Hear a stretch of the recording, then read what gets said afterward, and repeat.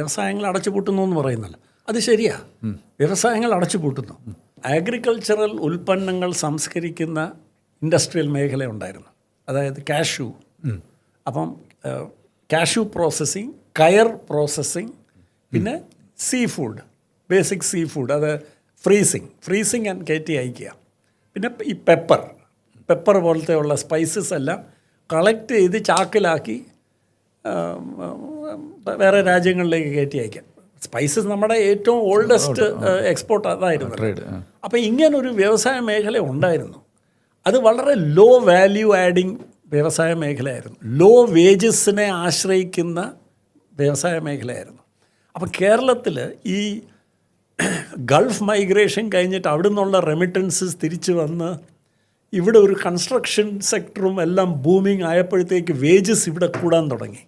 Because demand for labour increase, because construction സെക്ടറിൻ്റെ improvement കാരണം, and hospital sector else.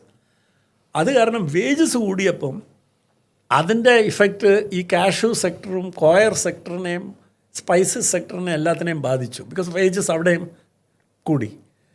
അപ്പം ആ ഹൈ വേജസ് താങ്ങാനുള്ള ശേഷി ഈ വ്യവസായങ്ങൾക്കില്ലായിരുന്നു. So what did they do? They all migrated.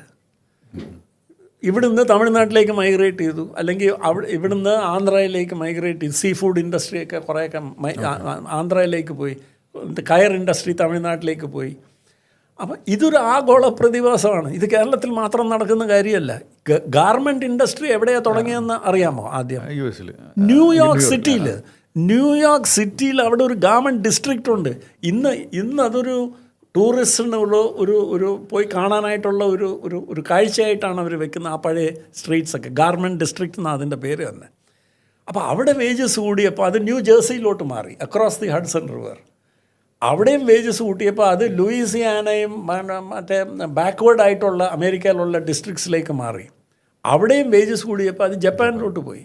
അപ്പോൾ ഇതൊരു ആഗോള പ്രതിഭാസമാണ്. ഈ low value adding assembly oriented manufacturing low വേജസിനെ തേടി ഇങ്ങനെ പോയി.